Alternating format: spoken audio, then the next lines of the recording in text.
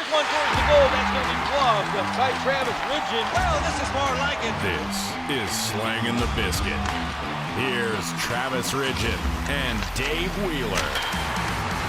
Ladies and gentlemen, welcome back to the Slangin The Bizkit podcast inside our studios outside the Winnipeg Airport. My name is Travis Ridgen. I'm your favorite former professional hockey goaltender. Across from me is the best-looking man in the city. He has hosted the number one radio show, the number one morning radio show for over 2 decades here in Winnipeg.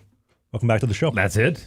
That's it? You're not going to pump the tires of Team Canada? You're not going to pump the tires of where Canada's heart beats? Well, in the middle of North America, the prairies, Winnipeg, the central Canada, where it all culminates in Team Canada?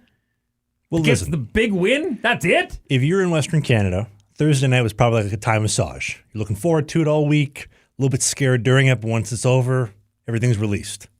But if you're in the United States, you probably had a tough couple last days. Ooh, well, look, we're going to get right into it, right? We're getting in? Yep. Like no foreplay on this one? You wanted to throw it in? We're raw dogging it. Yes. Let's go. Okay. Let's go. No foreplay. Okay. I think there were a lot of factors that made this the most watched hockey game on the planet. Mm-hmm. A lot of factors. Mm-hmm. I think the fact that there was a lot of variables that came in with the politics of Canada and the USA and the tariffs and 51st state. Had a great call on my morning show this morning, actually, that said, no, we're not the 51st state. We're number one. We're the first, and not a state.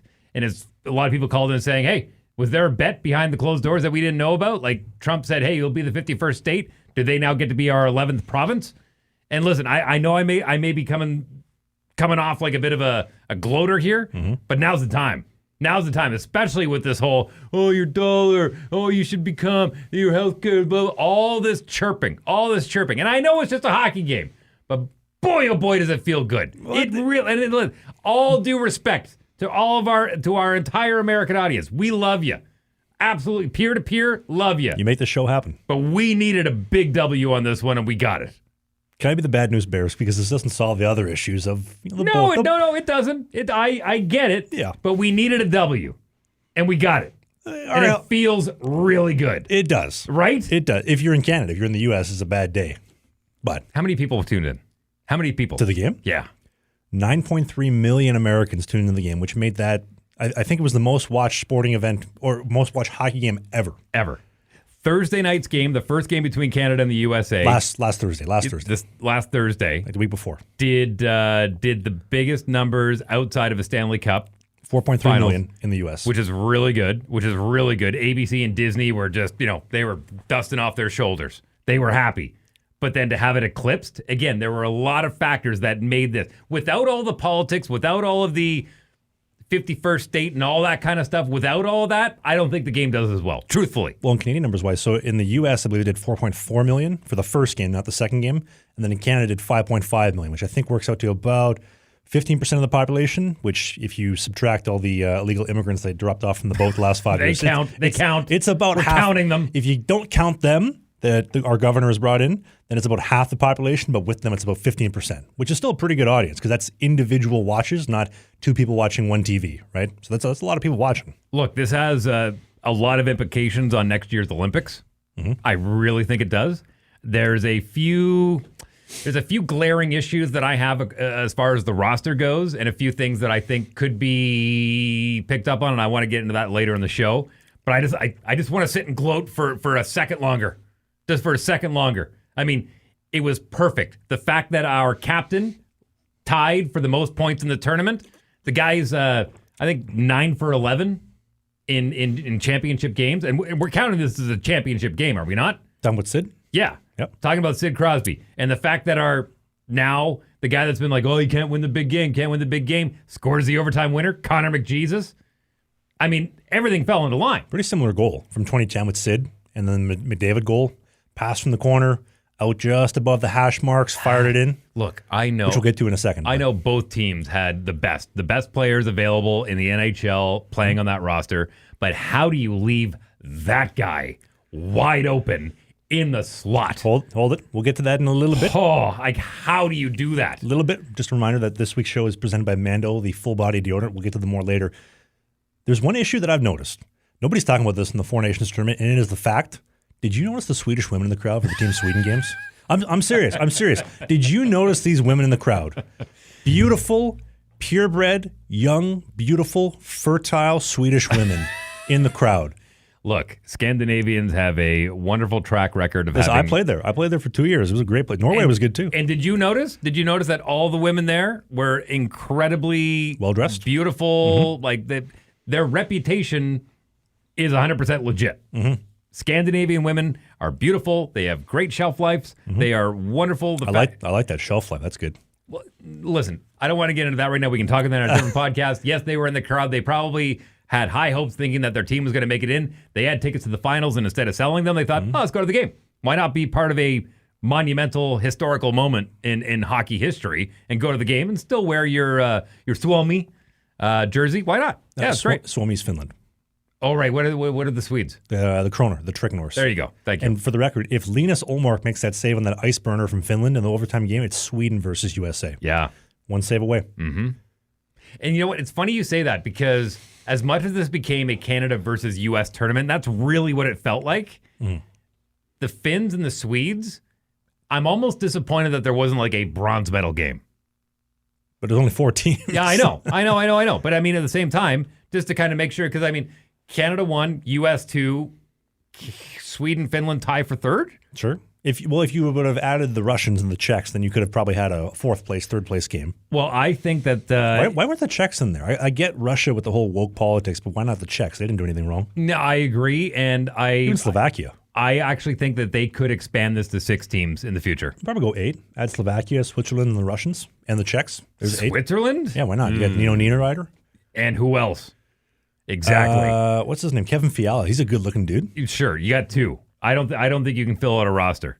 Because Nico Hischier. It's got to stay inside of the NHL players. Like you can't be drawing, amateur players from your home country. It's got to be guys in the NHL. Ooh, yeah. Then you might run into some problems with the Czechs. Well, who do you get in net? You got Andrei Pavlik's retired. Right. Kind of tough. No, he's retired too. I think it actually could be a really good opportunity for maybe the Czechs and the Slovaks to go, you want to team up? Team Czechoslovakia? Look, when it comes to Ireland, when it comes to hockey, that's the only national team where both North and South Ireland play together. So I think it could be an opportunity. I think you could put the Czechs and Slovaks together, rename it, don't call it Czechoslovakia again, obviously, but I think you could field another team with them. Germany, not quite enough. Russia obviously should be in the tournament. I think if Russia's in that tournament, we're having a completely different conversation right now. Completely different. You know what you could do? You could, if you want to add like the worster teams with the Swiss, the Slovaks, the Czechs, and the Germans, even though the Germans would just be Leon Draisaitl and Leon, just play a little bit of Juiceboy. What's Juiceboy? You ever heard of Juiceboy? Like the K-pop artist? No. Juiceboy is one of the greatest things in pro hockey. So we've talked about hot laps before, but with Juiceboy, end of practice, we do a shootout. If you score, you go off. If you don't score, you keep going. Last guy who does not score is Juiceboy. So now the Juiceboy's got to go pick up the pucks, got to take all the sticks, the puck bucket, the puck bag, everything, bring it off, close off the door when you're done. Get your stuff off, no shower, to the store, apple juice, cranberry, pineapple, papaya, whatever juice the boys want. You got to go get it, come back, and the boys have juice. You don't get any juice, though. You have to drink water. That's Juiceboy. Look, I think if you expand it too much, then... You don't like Juiceboy? No, that's fine. I get it. Replace the shootout. But I think if you're expanding outside of 6 teams, then it stops becoming an all-star week. I think 6 is probably the max you can go to field actual teams where you're dealing with all-stars, not just like, oh, you're from that country, you're in automatically. I mean, because the 4 teams, those were all all-stars. All of them. Every single player. All 80 guys, right? Yep. But, I mean, if you expand any more than 6, I mean, you throw Russia in there, you can pick whoever you want in 2 more years when the tournament comes back, but I think they could go 6. What do you think if you add that under-23 team like they had at the World Cup in 2016? You had the under-23 team just to kind of mix up the other guys, the younger guys, like the Bedards and the Czechs and the Slovaks. Well, it's funny you bring that up. I don't know why he wasn't on there, but then well, at least I know why he wasn't on there. The question is, though, is he ready for the Olympics next year? But when then, they go to Italy. But if you do that, though, you can also have the Russians. So then you get 2 extra teams. You got 6. Then you can have your 3rd place game that you wanted. Nah, because then I think you're running the risk of maybe one of them make the finals. You know what I mean? It's not a bad thing if the Russians make the finals. No. I'm talking about the under 23 teams. It's not a bad thing. It's good for the game. It'd be exciting. A little spicy. Yeah, I don't know. I honestly, because then that's not necessarily best on best. It's the best young guys versus, I think it's best on best. I will be the first to admit, I was not a big believer in this. I thought it was just going to be a soft tournament, bunch of guys, just out there enjoying the All-Star weekend. I didn't believe in the whole they're playing for the front of their jersey, but it happened. I was not a believer. I'm a believer now. I can't wait for the next one. And I hope they really do take this and go, how do we make this a little bit better? We make it 6 teams, 5 teams, even 5. I hope the conflict between what's going on over in the Eastern Bloc right now gets figured out, because I think Russia in that tournament, fantastic. They probably win the tournament. Like I said, I think we're having a different conversation right now. If they're in. I mean, goaltending-wise, Vasilevsky, Bobrovsky, Tkachuk, you have this riches of goaltending, and then up front, Kucherov, Ovi, Tarasenko. I think you got USA and Russia in the final. That's not a bad final either. Kaprizov. The list goes. There's so many good Russians. So many good Russians. Yeah. I like that, though. No, overall, I'm just going to say I was not a believer. I am 100% a believer now.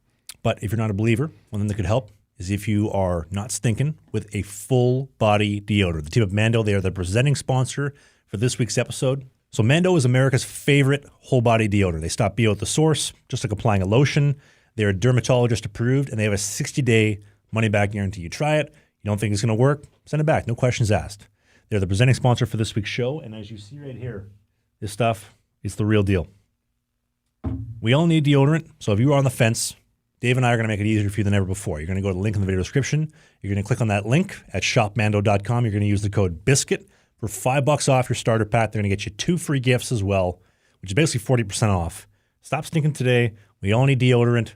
Get some today. And thanks to MANDO for sponsoring this week's show. Can I tell you a few things I liked about the game and what I didn't like about the game? Which one? Which game? The championship game in the Four Nations. Why don't we work up to that? Well, let's do the Canada-Finland game. Go for it. A bit of Team USA, and then we'll kind of work our way forwards. First, I had a couple things. Did you see the mug shots from Team USA? Those dudes literally look like they cut their own hair. Hey, you guys! Brady Tkachuk is so ugly, but man, he must get so much bin. Oh, listen, he doesn't care what we think. Kid Rock said it best. I was an ugly guy before I became a rock star. And he still is, but money and status change a lot of that, right? Bingo. And he doesn't care. That goal that he scored, you will never be able to take that feeling away from him. That was a beautiful goal, too. No, it wasn't. Right, trashed man, right to the side of the crease, right at the front of the crease, just chipping away. Look, the whole USA team was playing sloppy. Mm-hmm. So God love him. I don't know if it was Tortorella who it was, said, get back to basics, dump it in deep, get 3 guys deep and control the puck. That's how they scored their goals. And that was smart because their finesse wasn't coming out. They were the grittier team of the 2 in the finals, 100%. So, no, their goals were not pretty at all. They were ugly, and they got it done, just like Brady. For the record. I like that one. Mike Sullivan was the head coach. Lord Farquaad, a.k.a. Torts, was the assistant. Did you notice how small he was? Has anybody noticed that? How short Torts actually is? I didn't realize that until they had the shot of him getting off the bus, and there's all these guys coming off, and they had to pan the camera down to Torts. Look, I'm going to quote an old No Fear t-shirt. It doesn't matter about the size of the dog in the fight. What matters is the size of the fight inside the dog, and Tortorella's got a lot of fight. Yeah. Do you see the Tkachuk sister, too? Maybe not as good-looking as the Swedes, but, man, they got a good-looking sister. They got a good-looking family. Stop it. Do you see Tkachuk's comment? They asked him, your dad's American, but mom, shout out to Cheryl, born in Winnipeg. Former Winnipeg Jet. Yep. Born in Winnipeg. Mm-hmm. You can't play for Team Canada. He said, I'd never play for Team Canada. I hate them. I'd never play for them. Ooh. I don't think he said he hated them, but ouch. He's an American. You're paraphrasing now. I'm paraphrasing. What did you think of that? Well, look, whenever something like that comes up, I always think back to Brett Hull where he goes, fine, I'll use my citizenship down south. See ya. It worked out for him. Worked out pretty well for the Americans, too. 700 goals. Yeah. You ever hear that story about him pulling back Sean Avery with Joe Sakic? No.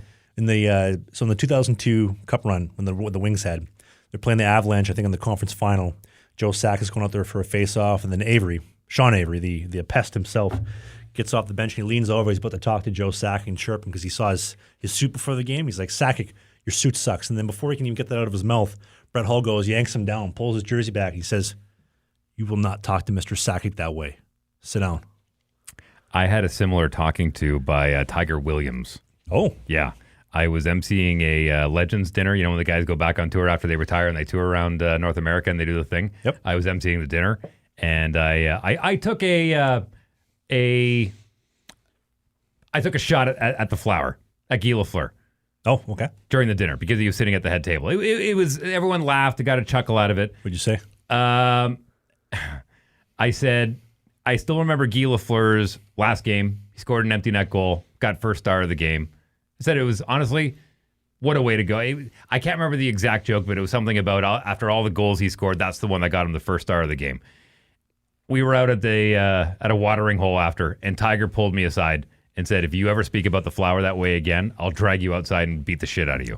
Those exact words? Those exact words. Tiger Williams. That I remember what he said. Broom riding Williams. Yeah, that's him. He pulled me, he literally grabbed me and said, and he was no spring chicken when he did it too. Mm-hmm. And I was scared for my life. You know, as much as the game has changed, especially with the young guys and just how cocky and arrogant a lot of the guys are with the Michigan goals and whatnot, the game was founded on respect. Sure. So that makes complete sense why he would say that to you and how, listen, this guy's put in his time. He's played X amount of years. He is the man. Mm-hmm. Shut your mouth until you played that many games. Bingo. Totally understand. And I'll be honest with you, I was a young man at the time, and I learned my lesson. And what was the lesson? The lesson was exactly what you just said. Don't speak to your elders like that. Show some respect. Yeah. I hope Avery didn't learn his lesson on that one. How do you feel about Sean Avery? Sean Avery is one of those guys that is so hotly contested between people that either love him or absolutely hate him. There's no in between. I think he was great for the game from a media perspective. I think he was one of the few guys that spoke his mind, didn't do the usual, 60 miles to go and just got to get out there and, bury down, fire on all cylinders. You asked him a question, he answered honestly. I think that was great. I think that opened the door for a lot of guys to answer questions honestly, even though, look, you asked the question, I'm going to answer it. Mm-hmm. And do I like a lot of his antics? Not necessarily. I think he played his role really well. I think he stuck around the league a lot longer than guys normally would of that caliber. I have a lot of respect for the way he stuck around the league, not necessarily the way he played it. But yeah, I give him full credit. I give him full credit for what he did. I'm sure he and I could share a beer together. I'd love to have him on the show. He's declined every single time I've asked him, but well, he's got his own thing going on. You got to respect that too, right? Yeah, he's doing acting. He was a star in Oppenheimer, great movie. But have you ever heard the story? Star? Well, he was in Oppenheimer for about 30 seconds, but still, he's been more in Oppenheimer than we have. Mm-hmm. He's doing acting. He's got a lot of things. Was he in Goon? He was not the sportscaster in Goon, one of the greatest hockey movies of all time. This guy was, if you didn't know. But his push-ups, have you heard the push-up story as well? No. Remember when he did the push-up celebration against Nashville, chipped it in off O'Kuhn from behind the net? So Terry Murray, Kings coach at the time, this is 2004, 2005-ish, morning skate, should be only a 30, 45-minute skate. He bags the Kings for an hour and a half, making the guys do nonstop push-ups. So when Avery scores, here's a couple extra for you, coach. So he bangs out 5 and then goes for a little flyby by the bench. Why not? What a great story. He, you know the story about him and Justin Timberlake, right? No. Don't tell. Is this the Sean Avery gossip episode? It might be. I like it. Carry on. So the song What Goes Around Comes Around by Justin Timberlake, and if you haven't seen the video, the long-form video, it's available on YouTube. The story goes, Justin Timberlake's best friend was engaged to Alicia Cuthbert, Canadian. Used to be on Popular Mechanics. You might remember that as a kid. Apparently, she also had extracurricular activities with Sean Avery. Which is the comment he made about Dion Phaneuf. Yep. Bingo. And that song is about that relationship, from what I understand. I won't get into the nuts and bolts of it. I won't get into the popular mechanics of it all. But essentially, that song was written from the perspective of one of JT's best buddies. Yeah. I didn't know that. Go back and watch it. It'll make a lot more sense. Okay. Yeah. Team Canada, what do you think about them bringing out GSP for the opening lineup? Look, I think it was awesome. I think the fact that Chantal Kreviazuk, Winnipegger, sang the national anthem, changed the lyrics. I don't know who that is. You don't know shit? Who is that? Chantal Kreviazuk. Who? She is a singer. One of her most popular songs, I would say, was Wayne. Fantastic. Great piano player. She's married to Rain Maida from Our Lady Peace. Oh. Okay. Yep. Okay. I know Our Lady Peace. Oh, yeah. Perfect. She sang the national anthem, the Canadian national anthem, and changed the line of "In all of us command" to "Only us command." And that was a direct message to the Big Orange Man? Yes. To the whole political state. And again, like I said, a lot of variables really played into this game. And the NHL is laughing. Disney's laughing. ABC's laughing. They love it. Numbers they are absolutely love it. But I think all of these things just kind of funnel into really what was a perfect game. A perfect game geographically for hockey. It was great for hockey. Great for hockey. Between GSP and pulling out all the stops, again, I apologize. I didn't think this tournament had any weight to it. Don't forget about it was awesome. Don't forget about one of the 4 military members in Canada. They came out for the opening puck drop, too. All of the military members of Canada. The only one guy that we have. They brought the submarine, too. True story. Once upon a time, West Edmonton Mall, which keeps playing with Dubai and the Mall of America as far as who's the biggest mall, at one point, they had more submarines in their mall than the Canadian military did. That's true. That's scary. Yeah. Makes you think if they ever came to invade. Come on in, guys. Afternoon tea's waiting. Look, I know this. I know this is not a political podcast, but I know there's been a lot of talk. You can't talk about this tournament without a little bit of that because it was fueled by the Big Orange Man. Bingo. And although love him or hate him, can we give credit to the Big Bad Orange Man for hyping up the tournament, Canada versus USA? He, love him or hate him, Donald Trump made this rivalry for this game that much more intense. Is that fair to say? Well, look, he picked the Kansas City Chiefs to win the Super Bowl and was wrong. He picked USA to win the Four Nations Cup championship game and was wrong. So dude's 0-2 right now. Yep. I'll leave it at that. That's tough betting odds for the year.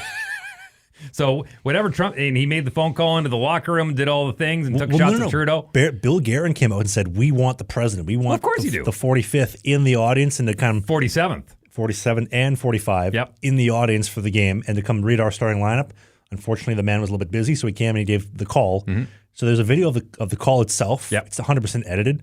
You have to think that he was making fun of, let's beat Governor Trudeau. It'll be the greatest win. Yeah, there's no doubt about that. But then Canada has the future governor of Canada, Wayne Gretzky, come out to do the starting lineup for Team Canada and one-ups him. Why not?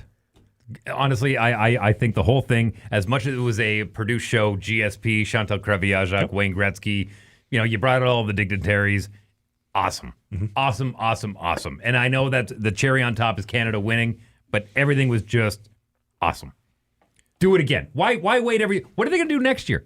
Olympics are next year. Oh, yeah, right. So and then the following year would be probably, again, Four Nations face-off. Yeah, but what about the in-between? Because they said they're going to do it every 2 years. So what's in between? Well, it'll probably go Four Nations, Olympics, Four Nations, All-Star, Four Nations, Olympics. I don't think people care about the All-Star game anymore. I really don't think they do. You think it comes back again? Or I think that's the death of the All-Star game. I kind of do. And you know what? PK Subban has been really vocal on TNT, ESPN, any network that he goes on, and he's calling out the NBA. He's calling out the Major League Baseball is the only one where the All-Star game actually has some weight to the season, because the winning team gets home field advantage for the World Series. They changed that 3 years ago. That doesn't happen anymore. It should. But they changed it. I know. Yeah. But the NHL has been trying to compete with the slam dunk competition, the home run derby, like these big marquee events that happen in other sports, and they finally found it with the Four Nations face-off. Agreed. And PK Subban calling out the NBA saying, you got to care. You have to care. And I love it. I think everything he's saying on all these American networks makes sense. Completely agree. Did you notice, though, as far as Team Canada goes, did you notice Sidney Crosby shaved off his duster after the U.S. loss? He had the mustache. They lost. Gassed the mustache. Did you notice that? No, I didn't. I noticed that. I didn't see any of the fake news mainstream media pick up on that. This guy did. Well done. Thank you. If you ever want to track guys' facial hair, that's your guy. Or beautiful women in the crowd. Yep, right. Row 3, section 105. Meantime, there's a few things that I want to get into. If I'm the St. Louis Blues, I'm wondering, why are we sub 500? Why does Jordan Binnington have a sub 900 save percentage? 899. Why does he only have 15 wins this season when he goes out and plays like that? Is it the team in front of him? Because right now, they're not in a playoff spot at all. And they got a lot of work to do. Hopefully this spurs him to steal a few games for the Blues. But as of right now, I'm kind of looking at it going, do you even care? That's a good prediction. Might fire him up a little bit. Maybe. But he was Grand Fear goaltending. We'll get to that in a segment. We want to work a little bit backwards. Can I ask you, though, did you notice the Donaire line? Crosby, McKinnon, and Marchand? The Donaire line? Yeah, the Donaire line. What do you mean the Donaire line? They're from Nova Scotia. Donaire comes from the Donaire line. I love the fact that Marchand got booed in his own building. I thought that was hilarious. That was awesome. That was great. The Nate Dogg pulling out like one of his favorite boys in the Trailer Park Boys, Cyrus. I got some work to do, Julian. Look, Nathan MacKinnon, he's the top scorer in the league going back into the regular season, right? He's 86 points, leading the league by a good margin. I still don't think he gets enough credit for how good he is. Even after that tournament, I still don't think he gets enough credit for how good he is. He was great. He was galloping out there, especially in the overtime periods, man. That goal that he scored, a lot of people say, oh, that was just a fluke. He was throwing it towards the net. He knew exactly what he was doing. He was moving the play east-west, threw it the other way in traffic. That was a big brain move. That was a big brain shot. Well, and that was a very calculated shot, and I'll tell you why. Have you noticed any systems that Hellebuyck plays? Well, you talked about it on the show last week or the week before. He got out of the way. All three goals, he got out of the way. Yeah. So and for the people on the video version, let me back this up here just so that you can understand. You want to put the pads on? They're in the back. So on the first goal, when McKinnon's walking around the circle and he's firing it from the point, if you watch Hellebuyck, he works on a V. So his movements are right post, left post, 50 crease, which is 50% of the crease. He doesn't get any more deeper, so he works on a V. Every movement is from here, here, here. And then when the guy's about to shoot, he leaks out. So Crosby's shooting, he goes now from 50 crease to 75 or 100 to fill space because he's a big guy. But with the Nate dog, because he caught him still deep in the net, he was opening up space. The seeing eye shot, and then also because we talked about this last week, Hellebuyck goes elbows in, working inside out. Perfect combination. You got him deep in the net on the V. The elbows are tucked in. It's going to take him a while to get up. Beautiful on the first goal. And then the second goal, did you see Aiden Hill coaching him on that goal? No. On that shot? No. You could so that they panned to it on the celebration. So it was it right? No, it was Bennett. So Bennett goes to the bench. And then Aiden Hill says, hey, I told you. Right? You can read lips. I told you. And he does like the old chicken wing. Because Hellebuyck, as he locks the elbows in, right? When the elbows are locked in like this, it's very difficult to get like shelf unless you flare the elbows. But because he'd already backed up to the post on the crease side, he couldn't really flare the elbow. He was anticipating the cross crease and getting down on the puck. So when Bennett flicked it over him, he was like, you shooting on my mom. Real easy, right? That's the caliber. Don't you dare say a word about Mrs. Ridgen. I love my mother. She's remarried now, so new last name. But, and then the overtime goal, we talked about this. 70% of goals in the NHL are the goaltender getting out of the way. Did you notice him get out of the way on that one? Well, I noticed on the first one for sure. The only one that he didn't, and it was just, again, having the best player in the league in the slot where he's shot probably a million pucks. There's no way he's not scoring that goal. That was not the overtime goal. Was not Hellebuyck's fault. The save that Binnington made in overtime at the side of the net on, was it Austin Matthews? Yep, Tkachuk and Matthews. That was the game saver. Like that could have gone in. And I'll be honest with you, I said after the loss to Finland? No, the U.S. The U.S. I said start Aiden Hill. The fact that Binnington started all 4 games, I was surprised. Mm-hmm. I thought Hill would at least get 1. But the fact that Binnington went in, again, I'm going back to the whole, why is St. Louis out of a playoff position when he plays like that? Like, it doesn't make sense. But that's Grand Fear goaltending. You show up when it matters most. I might give up 9. But I'm not giving up 10 because we scored 10. I'll make those saves at the end. That's Grand Fear textbook goaltending right there. When it comes to Hellebuyck, so Jordan Binnington, not in a playoff spot. Yep. Blame the team, blame whatever you want. His sub 900 save percentage, I think, speaks volumes about the way he's played with the St. Louis Blues. I want to focus on Connor Hellebuyck, who again got all the starts for Team USA. Do you think he choked? No. You don't think he choked? Absolutely not. Yep, carry on. And the reason why is if you watch that final game, USA played sloppy. They were sloppy. And like I said, it was get back to basics, dump it in, control the puck down low, get it out front. That's where they scored their goals. Yep. Look at every single one of both goals. That's where they scored their goals, down low in front of the net, garbage goals. Mm-hmm. And that's the way they got it done. And they almost got another one if Binnington didn't make that save, right? They figured it out because they were playing sloppy. Even Canada looked like the fact that Cirelli couldn't stay on his feet. I know what Canada was going for with the whole Chris Draper thing. We need a character guy. I get it. I don't think he was the right choice. I think there was other options to go with. Can't call foul on it now. They've already won. They did everything right. They picked the right guys. I get it. But when it comes to Team USA, you couldn't have picked a better lineup. You couldn't have picked a better goaltender. But my question is, does this prove that Connor Hellebuyck is big game ready? I think it does.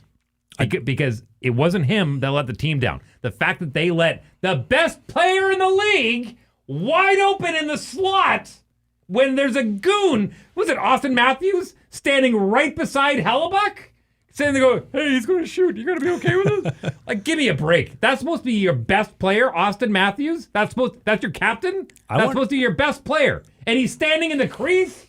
Give me a break. That is not on Hellebuyck. You're yelling at me like I'm the one who's stopping the puck. No, but you brought up the question. Did Hellebuyck choke? No. Well, I wonder, no, he didn't. I wonder if Matthews is just chilling there because they've been spoiled with this great goaltending. Oh, Helly will get it. Just McDavid alone. But yeah, no, that is not on Hellebuyck. I think he proved himself after the exit that the Jets took in the first round last year. I think he proved himself. He can play in big games. 100%. There's not a doubt in my mind. Well, like the old saying goes in the dirt, do not leave your wife around Motley Crue. It is the exact same as leaving Connor McDavid open in the slot. Can I try to change your mind on the Hellebuyck goal? Because I told you how 70% of all goals at the National League level are the goalie getting out of the way. So if you watch the goal, and again, I'll put the replays on the video version of the show. He's on the post, set up about the goal line roughly. McDavid's out in the slot. He picks his spots, right? He's on the V, post, 50 crease, leak out. That's the strategy. But when he's leaking out, if you'll notice in the video version, he's shifting towards the blocker side. And now full credit has to go to McDavid because he catches the puck, opens up the opposite leg to elude like he's going to the blocker side. Hellebuyck makes the read and he's leaning towards her. He's shifting. He's not the most mobile goalie in the world, so he anticipates these things. It's why he's so successful. McDavid then changes up the leg, pops it glove side, and if you watch the video version, why Hellebuyck goes spread eagle like Dave's ex-girlfriend, like this, because he's leaking away from the puck. If he didn't leak away from the puck, that's a stop. But again, It's so easy for me to criticize him from here. It is. Right? It absolutely is because that to me, most people would say that's a 50-50 shot. Like it might as well be a shootout or a penalty shot. Yep. When you've got the best player in the league against the best goalie in the league in the slot, and nobody within miles except for Austin Matthews who's standing in the crease going, I don't know what to do, then I'm going to give the edge to the shooter every single time. Now go back to the first goal again on Nathan MacKinnon. All right, so nice shot. You're saying he's playing the V, right? Playing the V at 50 crease. So give the credit to the shooter. Every single one of your defensemen is shifting, and MacKinnon has more assists than he does goals. So if you're playing the percentage, he's going to move that puck. Mm-hmm. He's either going to move it back to where he came from, or he's going to move it to a shooter who's on his off wing, trying to get to that corner before Hellebuyck gets over to that side. The fact that he shot it, again, big brain move, he got out of the way, 100%. But I don't think Hellebuyck was the reason for the loss. The reason for the loss for the USA was sloppy play and not enough skill. Can I argue, though, even though Hellebuyck only gave up 5 goals the entire tournament, maintained a 930 save percentage, he was great, made big saves when they needed it, he was outdueled by essentially Grant Fear of 2025. You got the guy shows up for Game 7, the guy shows up for Cup Finals and the championship game, and you just got outdueled. I don't think it was a goalie versus goalie thing. I really don't. But you got to beat the guy at the other end. Binnington made 3 monster. The blocker save on Matthews wide open, cross crease. The tkachuk save wide open the glove. The Matthews around the world, tickle the rafters, a little mustard on that dog glove save. Hellebuyck didn't make that save, which could have been that McDavid shot. Look, when you're dealing with best on best and you go to overtime, tied 2-2, are the Beatles going to put on a better show or the Rolling Stones? Which one can last longer? Yep. That's what it comes down to. Either team could have won, and we could have been having this exact same conversation about if Team USA won and what went wrong with Canada. Did Jordan Binnington give it up? Should they went with Aiden Hill? We could have been having this conversation the other way. Connor Hellebuyck was not the problem. There was no problem. Like, truthfully, there was no problem. It was just the way it went. It went to overtime, man. Like, you couldn't have asked for a better ending. I'm not saying he's the problem. I'm just saying, as somebody who's criticizing and analyzing the goal, again, easy to sit here, got my coffee, got my co-host, life's good in this nice warm room in this minus 25 day in Winnipeg, and to criticize the best goalie in the world and say, hey, he made a couple mistakes here. We all make mistakes. But I don't think there were mistakes. I really don't. I think Connor Hellebuyck played the absolute best he possibly could outside of that loss they took to Sweden. I don't know that. Well, he didn't play in the game against Sweden, but that's tough to say because goaltending is your mistakes end up on the scoreboard. Right. The MacKinnon shifting shot, the McDavid wide open all alone. The second goal with him when he was cheating so bad on the Bennett goal when he just chipped it over him. But I don't know. JV overtime. He does it in Game 7 in Boston. Calm, cool, and collected. He does it on Thursday night against Team USA. He's like that old, stable, old, reliable girlfriend. You've been with her for 5 years. She's not bothering you when you're out on the town. She's not checking your car for other blonde hairs. And when you come home, she's ready to go full Joey Chestnut like the 4th of July. No questions asked. She's ready to go. Look, I'll be honest with you. I think that Connor Hellebuyck is going to be better going into the playoffs because now the fact that he didn't win the Four Nations Cup leaves him even more to prove because there are question marks now, and he wants to erase those. So I think the Jets are in a great position. They're leading the league going into last night's game against the St. Louis Blues. They have a chance at winning the President's Cup. I hope they don't because that's like having a curse on you. Teams that win the President's Cup more often than not end up getting bounced in the first or second round. I pray they don't. It'd be nice if they did. It'd be a nice banner to hang. I'd prefer the big one. Yeah, it's like getting engaged to a girl you met 3 months ago. It's not a good start. Let's delay a little bit at least. Get a prenup. Let's wait 2 years, and then maybe we'll see about moving in together. But it was a great tournament, regardless. What did you think though about the Finland game? I know we haven't talked about that, but they could have blown that. I think it's an afterthought. I really do. I think it's an afterthought. I don't think it matters. I mean, when you're playing a round robin tournament with 4 teams, all you got to do is win 2. Yeah, and they did. A couple great goals though. That McDavid, selfish. 3 minutes in, fires it off the pipe and in. Yep. I was amazed. Like Lankinen, we got to watch him play against the Jets a month ago or so, but I was actually kind of dumbfounded. It didn't seem like he was square on any of the shots. Looked leaky. He blew his load and was half the way out of the net when McKinnon already came down on the breakaway. And the Canucks just signed him to a 5-year deal today, which makes me wonder, okay, what do they see? And also, is that the end of Demko? Because he should have been battling out Helly for the starting job, I think. I think Demko is gone before the deadline. You think they trade him? Yeah. Where do you think they trade him to? Edmonton? Maybe that would be a top contender for sure. I can't think of another team that needs one more, to be honest with you. The question is, though, and I know there's a big question mark, is health.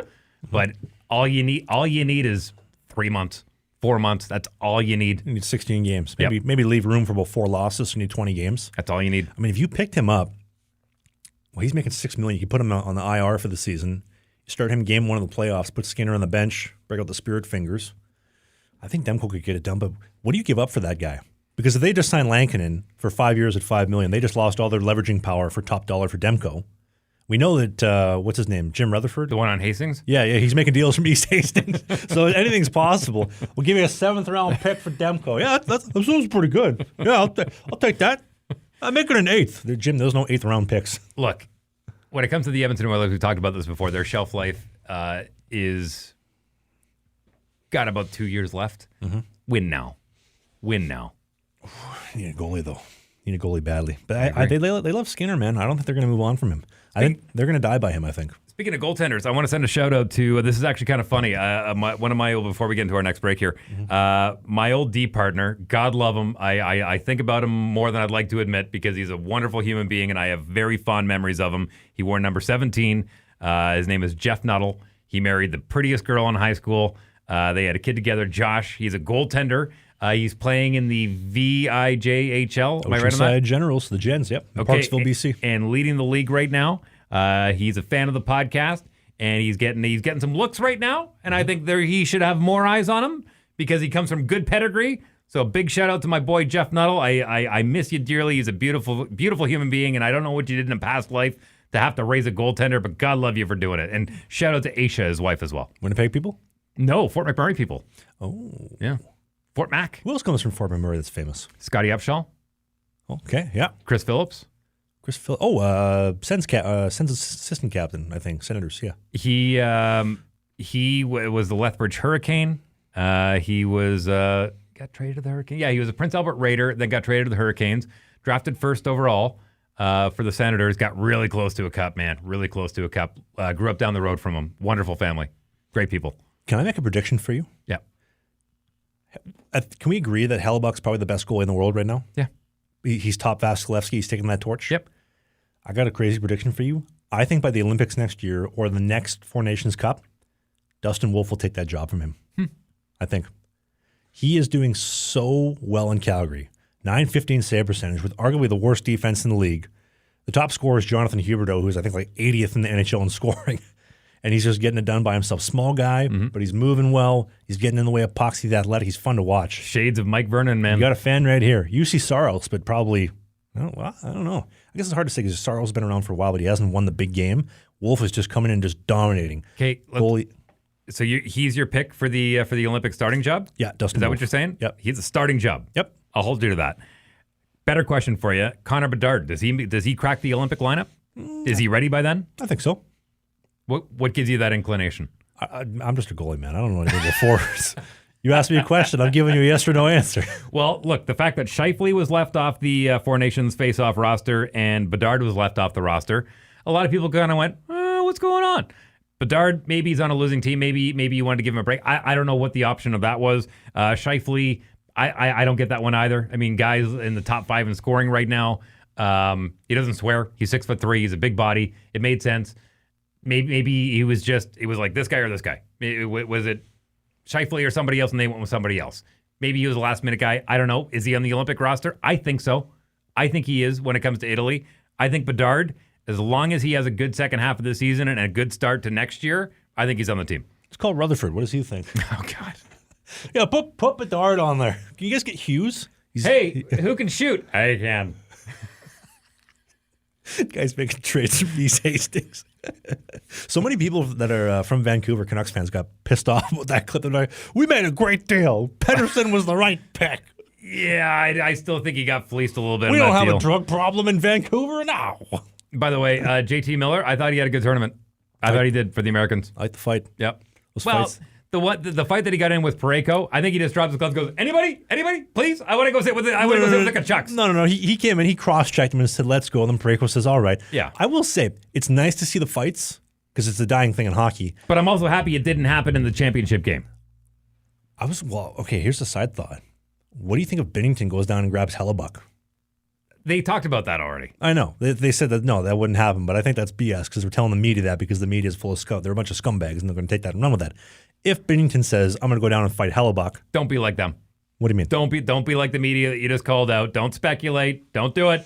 Don't do it. All right. It didn't happen. We're not I speculating. would like to have seen a goalie fight at center ice, but you want to know what would help them stay calm, cool, and collected at center ice? An amazing pair of underwear from the team at Sheath Underwear. Made in the USA, founded by a former member of the U.S. military. Picture the underwear you've been using for the last 20 years of your life. You stretch it out after 3 uses. It doesn't stretch back. It rips and tears. Throw that in the trash. Sheath is underwear redefined. They have this bamboo cooling mesh. It'll keep you cool, keep you aerated, 2.0, new and improved, but most importantly, they have the dual pouch technology. It is a segregated compartment for your biscuits and your cannolis to go exactly where they need to be. Nothing's touching. You're not bat winging, sticking it out like a piece of gum on a high school desk on the side of your leg.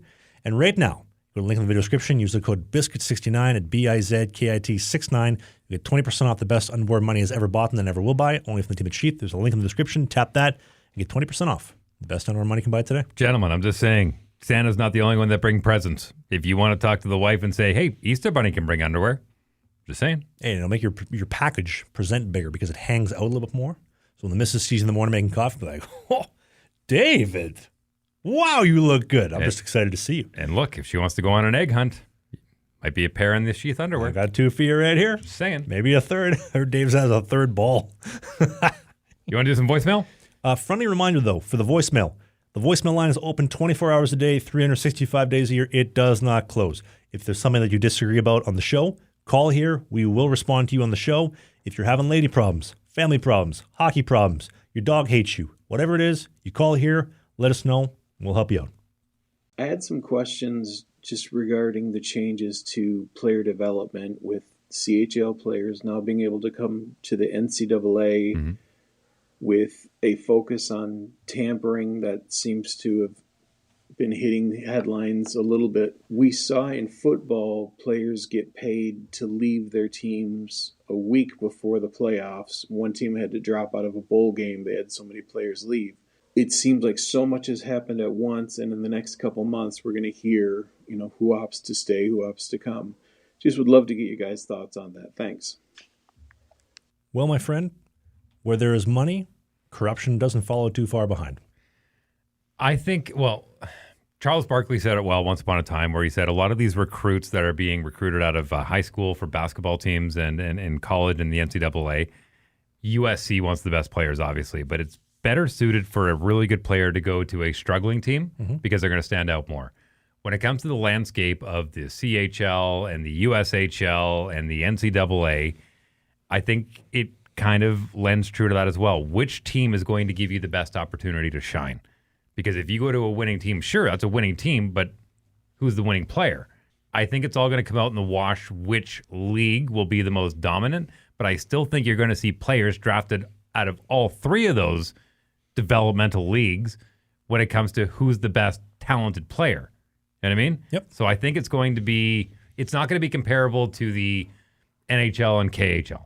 It's going to be more so the quality of all three leagues will diminish a little bit, but I don't think you'll see the quality of player diminish. Does that make sense? Thanks for the call. You do that podcast, don't you? Yep. Lucas here from Ile de Hull in Gatineau, born and raised in Guelph and interested in Sakartvelo. Salut. Well, Khachapuri and pucks. I have to agree with what has to be a prevalent notion that the latest international National Hockey League sanctioned tournament has much left to be desired for, with nations left out, among other things like international regulations. Maybe this has an obvious answer. Do you see the National Hockey League players in the next Olympics? And perhaps on a more philosophical slant here, what are your thoughts on Russian Federation and Belarus being reintroduced to the Olympics, and the logistics of it and how soon it could happen, whether it's the Olympics, international hockey in general? Personally, I think that sport needs to separate itself from geopolitics. I think it needs to be sport, and it needs to stay sport, period. Yep. That's it, because guess what? We're not in the day and age anymore where we're drafting. The Russian Red Army, once upon a time, and when players were getting drafted out of their professional leagues to go play, that doesn't happen anymore. These are athletes. That's all they are. That's all they are. And unless you're asking each individual player and manager and everyone down to the equipment managers, hey, what's your political stance on this? Unless you're asking everybody and getting to know then leave it as a sport. Well, as the NHL says, hockey's for everybody unless you're from Russia. Thanks for the call. Travis, Dave. Hey. It's Jeff from Messina, New York. Hey, Jeff. The one town right across the river from Cornwall. Know it well. Yep. Couple things. One, great idea for ODR. I sent Travis a message. I think we should do something along the St. Lawrence River out in the Thousand Islands. I believe with the background setting, either on the Canadian side or the American side, or even on the river as an official pond hockey style. No fans, just skaters, goals, and a whole bunch of fun. Second of all, I agree. I think we should do something like the Four Nations every year, bring Russia in. I feel that the NHL is missing out on a lot of great talent doing that. Another idea is, why don't we have an original six style tournament every now and then? I think bringing in the original six teams would be an amazing idea. I like the original six tournament. I think that the Four Nations could spin off other tournaments, kind of like the NBA is doing. Original six tournament, Four Nations tournament. I don't mind that idea. That's not bad. Look, I've referenced the structure they have over in Europe when it comes to footy, and Europe and the UK and whatnot, and they have tournaments in league tournaments that are Champions League. Yeah, I like that. Yeah, me I too. really do, and I think that opens up an opportunity to maybe have an inter-league tournament with KHL and some of these European elite leagues. I don't think it's a terrible idea. I would love to see, let's say, like the worst six NHL teams with the top 2 KHL, top SHL, top Finnish elite league, top Swiss league, top German league, put them together. Right? That'd be a great tournament. Yeah. But don't have it in Davos. We don't need anybody near the WEF. Oh, but that rink, though, is amazing. Beautiful rink. But let's keep him away from Klaus. Let's keep him away from our boy Klaus. I love that rink. What's up, Trev? Hey. Big fan of your podcast, and Jamie Phillips, his goalie science one tip. I heard something in theirs about when scouting goaltenders, they look for size, skating, and natural athleticism before they look at stats. Do you believe this? Yeah, you've made it very clear. Yeah, and so we did an interview with Bill Ranford recently, which will be coming out in the summer, but Bill talked about how a majority of the teams, are you 6'2" or more? Are you 6'3" or more? If not, that's it. That's where the scouting ends. Mm-hmm. So they go with the height. I mean, depending on, right? Like junior hockey is a lot more accepting, and then college hockey maybe a little bit less accepting, and then professional hockey significantly less accepting. But height, stats, watching the guy. Mm-hmm. That's it. Yep. Yeah, this is Eric Coletti the real GOAT of professional sports betting, the only man in history who's 29-1 picking the Stanley Cup champion since the early 90s, and an untouchable 93-7 picking the champion in college, professional, and international sports. I like this guy so far. I came across this guy, Travis Ridgen, a few years ago, just randomly stumbled upon his goalie videos where he would record himself in games on no-name teams overseas, beer league teams. I really don't know who these teams are. I've never even heard of them. But the point is, this guy's total trash. I know a winner when I see one. I'm the all-time winningest man. So believe me, when I say this guy's a loser, this guy's a loser. I've never met anybody who was so bad at their craft than Travis Ridgen. I mean, this guy gets traded literally every 2 weeks as a backup goalie. He's not even a goalie. He's a tourist. All right, 2 questions. How did your sister get the voicemail line? Number 2, send me a pick. Who's going to win the Stanley Cup? I'll hold you to it. I'll put some money down. If you pick a Stanley Cup winner by next week's show, I'll put some money down on it, and I'll hold you to it. And can call back about that. Also, please send a picture of you shirtless in the mirror. I want to see what you look like first before I care about your opinion. Thank you. What am I doing? Trav, what happened to Taves' girl? Oh my God, I heard you sashed her. You horny. Oh God. You're so. I hate you so much. I actually.